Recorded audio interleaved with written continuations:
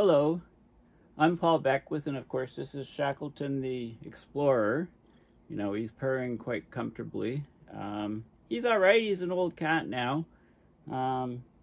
He had a lot of tangles in his back area, you know, but the back half of him basically. So I had to cut off a lot of hair to get rid of the tangles, and it's growing back. You know, he's doing okay. He's a very, very tiny cat. You want to say hi? So I have a very important paper to discuss today, and James Hansen just released it earlier today, and it's all about, you know, it's kind of what's going on with the El Nino, how it's not really affecting global temperatures too much right now. It's usually in the second year after it initiates. So I'll show you the data that he's put together. Also, you know, it's really crucial work, what James Hansen's been doing. I mean, he's a vital source of information on, you know, us figuring out the climate.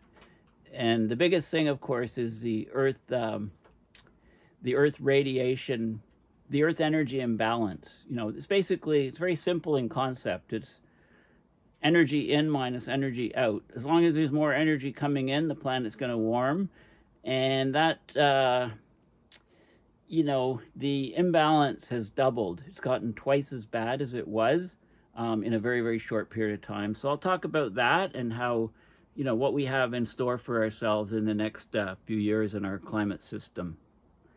And you'll see why I call it abrupt climate change. Okay, so like I said, this is a crucial paper. Let me just get organized here. Okay, so I'll just start at the top. Okay, so if you look at the origin years of the El Nino, this is where we are in 2023. We've got global surface temperature here, the anomaly relative to 1880 to 1920. And I should point out, if you take this back to 1750, you need to add 0.2 to 0.3 degrees Celsius to the numbers. Okay, but this is relative to 1880 to 1920, sort of the turn of the century, turn of the previous century time frame. Okay, so that's the temperature relative to that. And this is this year. So this is January, February, March, April, May, June, July of this year. So for June and July, we're higher than we've ever been for El Nino origin years. This is the 2015 data. There was a very strong El Nino in 2015, 2016. And there was a strong El Nino in 1997 to 98. Okay, so that's the data here. And this is the peak temperature in the records for each month for El Nino years. Okay, so that's very key. So we're way out above normal here.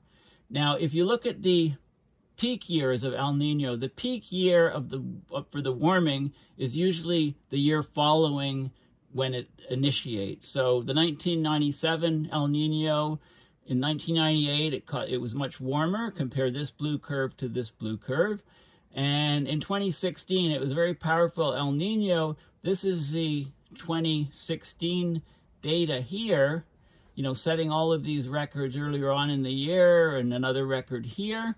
Okay, so you can compare this green line to this green line, and you'll see that El Nino really takes off. It really kicks off, and it accelerates, and it's much, much warmer in the second year after when it starts.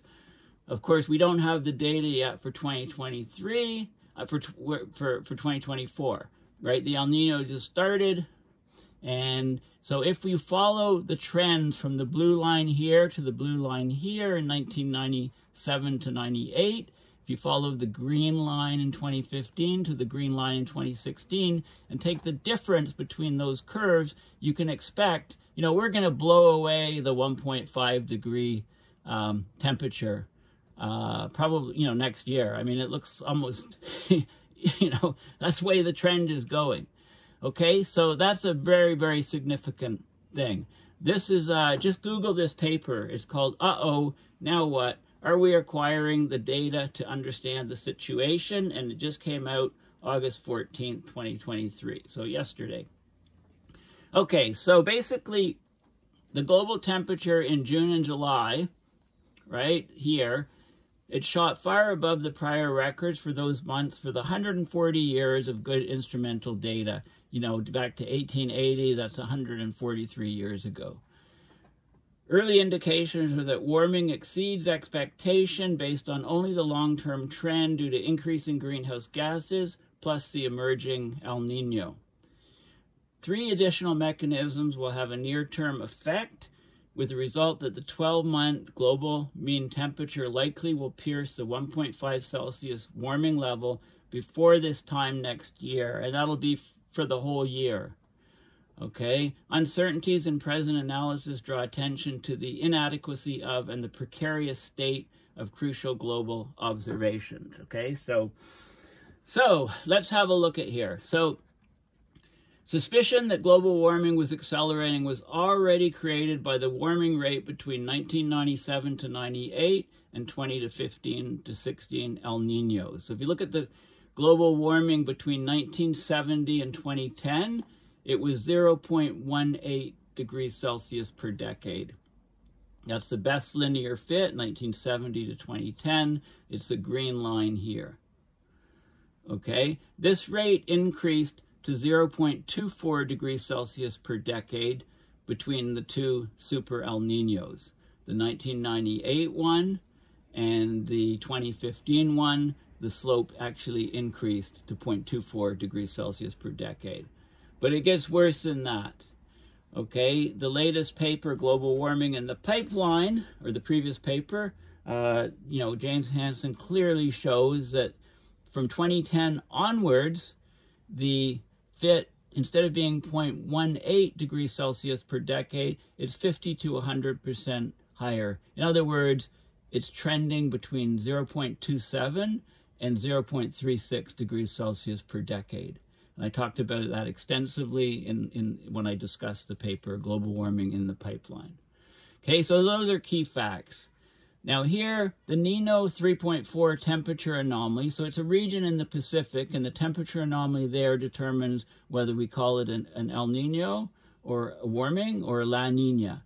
And the condition is the threshold is the El Nino is defined to occur when the Nino 3.4 is greater than 0.5 Celsius, which is the red line, and the La Nina occurs when it's less than minus 0.5 degrees Celsius, the blue line. So we've had 3 years of very strong La Nina here. Similar thing happened here before, happened here. Okay, and these are some powerful ones too for the La Nina. But look at, this is the 1998, 1997. This is the, 1997 to 1998, powerful El Nino. Remember, for the next decade, the climate deniers were saying, there's no warming. It was warmer in, back in this year. Complete idiocy, completely crazy statements. Deny, deny, deny. It's all BS. Okay, 2015, here's the most recent El Nino, even more powerful than this one. Okay, and the data I showed you up here. Okay, so here's where we are now. We're just getting started. So what are the factors that make us pretty convinced that we're going to blow away temperature records over the next year? One is El Nino and aerosols. Okay, the strength of the current El Nino remains to be seen. It's just starting. It's not responsible for the heat waves we've been seeing recently. It's not responsible for the drying out, for the fires, for the catastrophe in Hawaii, for all flooding all over the world. It's just kicking off. Those things are all happening, and the El Nino is going to exacerbate things and completely make the next year, year and a half utterly crazy in terms of climate. You haven't seen anything yet. Okay, so if this El Nino, the budding El Nino, proves to be comparable to the 2 super El Ninos, right, this one here and this one here, it will provide a measuring stick for the current rate of global warming. We anticipate acceleration of the long-term global warming rate by at least 50%. So to at least from 0.18, add 50% of that is 0.9 to 0.27% degrees Celsius per decade. It could be as high as 0.36 degrees Celsius per decade. Again, see the paper Global Warming in the Pipeline. Just Google it and have a look if you haven't, or watch my previous video on it. And this is mostly due to a reduction of human-made aerosols, these fine airborne particles that act as cloud condensation nuclei. Aerosols have a cooling effect by increasing the reflection of sunlight to space. Okay, this is a direct effect. They block some of the sunlight from hitting the ground, but it's mostly aerosol effects. Okay, the aerosols act as cloud condensation nuclei. They make more clouds. If the particles are smaller, the clouds are brighter, and their lifetime is longer. So reduction of aerosols reduces those clouds, so it increases global warming. Global cloud properties are not measured with the precision needed to define aerosol climate forcing, but there's a lot of theoretical and anecdotal evidence for the sense and magnitude of the aerosol climate forcing to confirm that aerosols are the second greatest human-made climate forcing, you know, after the CO2 and methane and other greenhouse gases. Okay, now the sun is getting brighter. Now this is a small effect, but it's a non-negligible climate forcing. Solar irradiance changes cause a small but non-negligible climate forcing that's relevant to interpretation of global temperature change in the next few years. Fortunately, the sun has been well measured from space since 1979. And here's the energy coming out of the sun in watts per square meter, the irradiance, and it goes up in these peaks here due to the solar cycle. Okay, so the solar cycle is approaching solar maximum here, and the irradiance already exceeds that of the prior cycle. Like, we're already higher than the previous cycle. The solar cycle has negligible effect on long term, but in the short term it adds on the order of 0.1 watts per square meter to the energy imbalance today, and we'll add, okay, so, you know, and it's still going up, so it'll increase, that number will increase slightly. Okay, so that will cause the warming. Now the data, this is proxy data before 79. This is data from Davos. Okay, PMOD data is this data from Davos, University of Colorado, Solar Radiation and Climate Experiment. This is data from there, and this is total irradiance monitor on the International Space Station. Okay, so there's data. Okay, so we've got a consistent picture here. Another effect is feedbacks. So this is Antarctic sea ice extent, which is the area of ocean with at least 15% sea ice. And this is from NOAA. You've probably seen this curve, how the sea ice in 2023 is just not growing. I mean, it's the winter, it should be going up to some peak. And look how, like, it looks, is it peaking already? It's way, way below what it should be. This huge white reflective source in the southern hemisphere is not there, is missing. So this is in winter in the southern hemisphere. When the sun comes up, there's going to be way more absorption of sunlight, and that's going to greatly warm water temperatures in the southern hemisphere, and therefore warm air temperatures. It's a huge feedback that we haven't seen yet because the Antarctic has been in darkness. So just wait. You know, as we go into winter in the northern hemisphere, they go into summer. The sun rises and rises more and more in the southern hemisphere. You know, so as the sun rises, as seen from Antarctica and the Southern Ocean, the flux of energy from the sun will beat down on a surface that is notably darker than at any time in the satellite era since the 1970s. That is surely darker than at any time in the period of good temperature data, going back to 1880. Sea ice cover in the southern hemisphere has declined dramatically to a level well below prior records. Again, this is the data right here. So we'll have more absorption of sunlight. That'll increase the energy imbalance further and increase the global warming. The effect on sea surface temperature will be less than the effect on surface air temperature. It won't register the full effect in the surface air.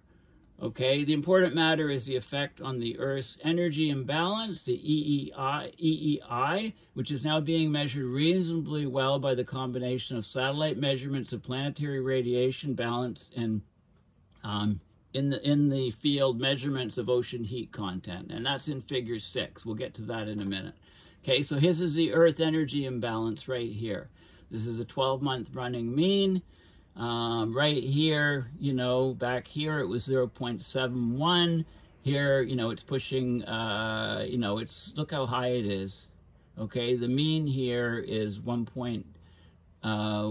the mean from January 2015 to December 2022 is 1.15. January 2020 to December 22, it's 1.22. And look, it's still skyrocketing up. It's almost double what it was just like 10 years ago.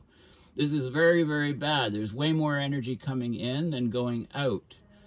We have not yet calculated the expected effect of the reduced sea ice on Earth's energy imbalance, because it depends crucially on how sea ice cover changes as the sun rises high in the sky, as seen from the Southern Ocean.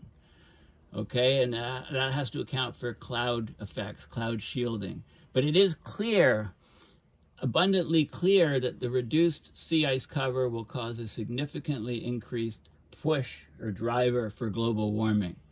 And there's another largely unmeasured climate feedback, the cloud change in response to global warming.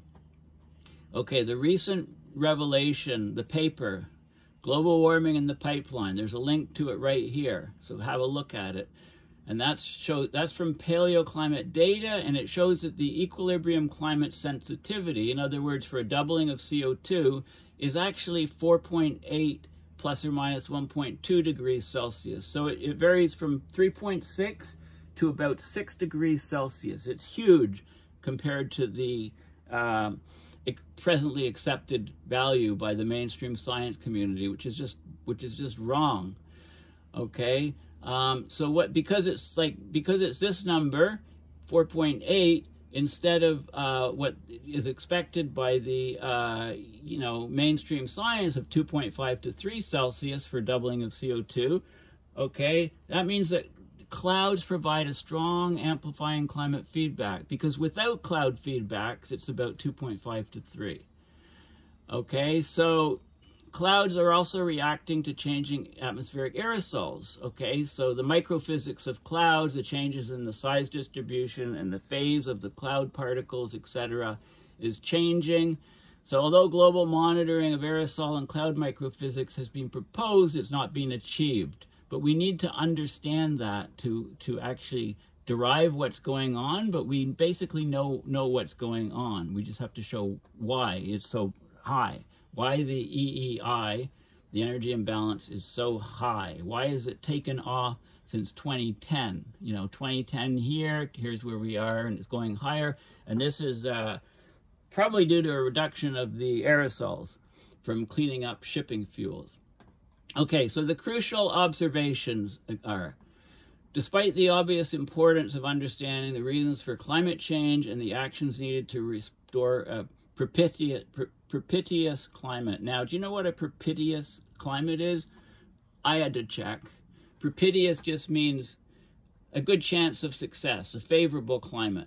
Okay, it just means a favorable climate. I love Hansen. He keeps throwing in these words that nobody knows. I think he goes through thesauruses and finds a word, and okay, let's stick this in the paper. You know, at least one word per new paper. So we learn a new word, propitious. So the actions to restore a favorable climate, continuation and improvement, we need to understand the observations.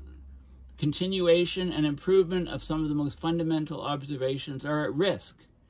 The observations required to produce this figure, figure 6, are essential for the sake of understanding our current climate predicament. Now, political leaders at the UN, United Nations COP, Conference of Parties meetings, they give the impression that progress is being made, everything's hunky-dory, it's still feasible to limit global warming to as little as 1.5. That is pure, unadulterated hogwash. As exposed, I would use a stronger word than hogwash. Of course, it's BS. Okay?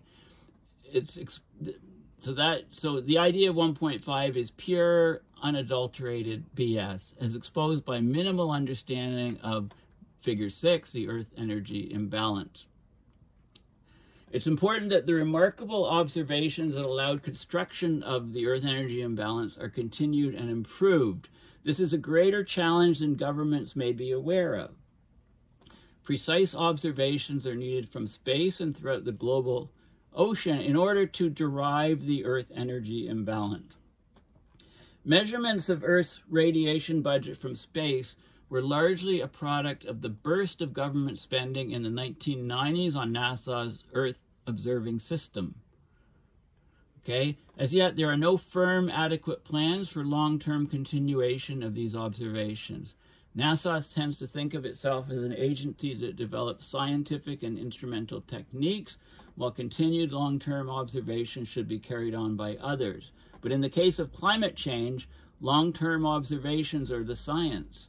It's crucial that NASA make plans to continue these essential measurements. They need to launch new satellites with with detectors in order for us to continue determining the Earth energy imbalance, which is vital for knowing how climate change is proceeding. Measurements in the ocean are equally important to the space measurements. The Argo program, it distributed about 4,000 autonomous deep diving floats around the world. Google Argo program. Those floats are really cool. This needs to be continued and enhanced. More measurements are needed in the polar regions, where some of the most significant climate changes are occurring, changes that affect the whole planet.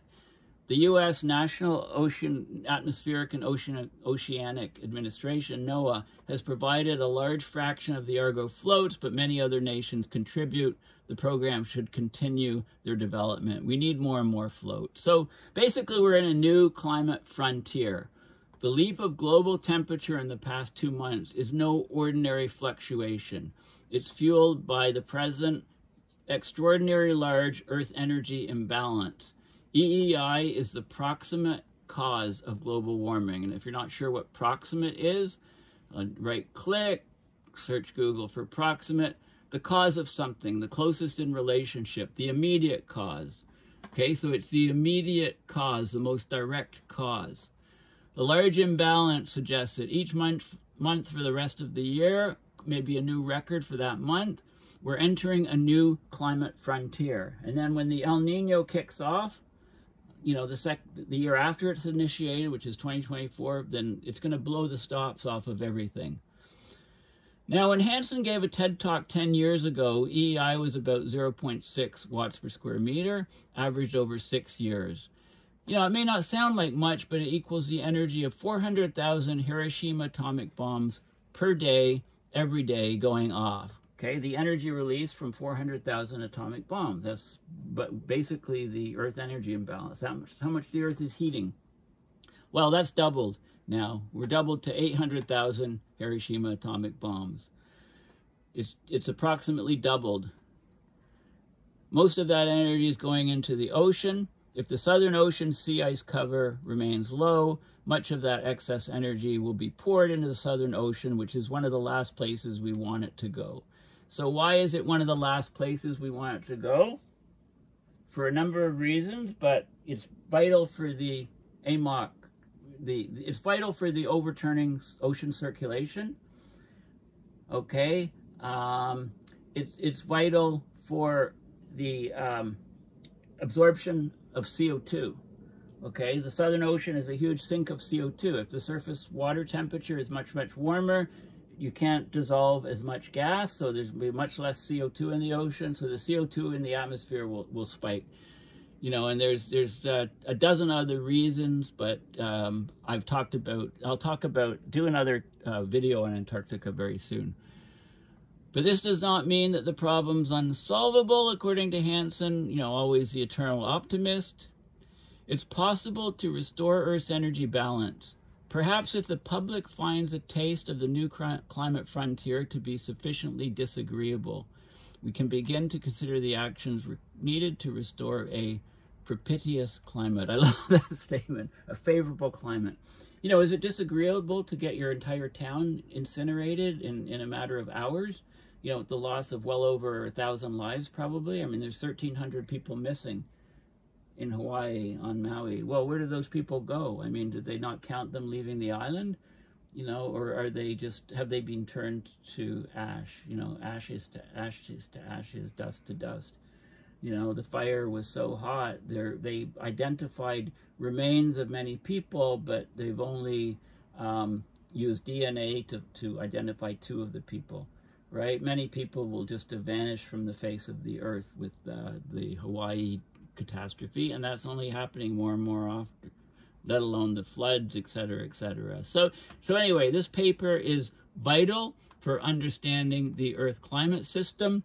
It's vital for understanding what we have in store as this new El Nino kicks off, right? And yeah, I mean, if this El Nino, you know, is a super El Nino and lasts 2 or 3 years, and we combine that with the lack of the aerosols, combine that with the solar maximum, combine that with the collapsing Antarctic sea ice extent, and it adds for a lot of trouble. So again, look at this. Compare the green line in 2016 to 2015, the green line in 2015. Take the difference. So let's have a look at these months, for example. 1.6, 1.7 from 1.2. It's 0.4 to 0.5 degrees higher. And now add 0.4 or 0.5 to this red line. And you can see that we're going to be way up here. We're going to blow past that 1.5. And the good thing is we won't have all these talking heads at COP and other places and government saying, oh, we've got to stay below 1.5. But you know what they're going to do? Instead of saying, oh, shit, we've blown past 1.5, they're going to say, okay, well, we got to figure out what we can do to get us back down to 1.5. So they'll still be talking about 1.5. Even though it'll be far in the rearview mirror. We've got to end this idiocy on this planet. And while I'm on a little rant here, have you read the stuff about people claiming that lasers were incinerated all the houses in Hawaii? That nonsense started in Paradise. It started with Lytton, BC. It's nonsense. It's the climate deniers. They can't accept climate change, so they have to invoke idiotic things like having lasers incinerate places. You know, instead of acknowledging, well, it's the drought, it's the high wind, these fires are burning in a regime which we've never seen before. Okay, so you've got to read this paper. Read this paper, have a look at it, put lots of comments if you have questions about it. I'll be very careful to check all the comments and try to answer all your questions. In the meantime, please make sure you go to my website and please consider donating to my PayPal account to support my research and videos. I'm going to be, I tend to go in spurts sometimes with my videos, so I take, not many for a week or two, and then, every day or multiple ones a day, and that's the mode. I'm in the latter mode right now. There's so much to talk about. I mean, look at all my friggin' tabs at the top here. Okay, those are all, maybe 5 or 6 of them is a video. So I've got loads and loads of videos to discuss. I've been reading loads and loads of books, and I want to do book reviews, not just on nonfiction, but also I've been reading lots of fiction books on climate fiction, and I want to talk about those. Okay, so just to give you a heads up as to what is coming. So take a look at this paper. Just Google, now what? Are we acquiring the data to understand the situation? And you can see we're in for a huge period of turmoil around the planet. It's only just getting started. And again, the biggest threat to humanity is probably the threat, sure, a town gets incinerated, 1,000 people die, another town gets flooded, people die, but the global food supply is being threatened by extreme weather, and we're going to have global food shortages and price spikes and turmoil, geopolitical turmoil around the world. Pretty sure it's coming within the next 5 to 10 years. if not sooner. Okay, thanks for listening, and bye for now.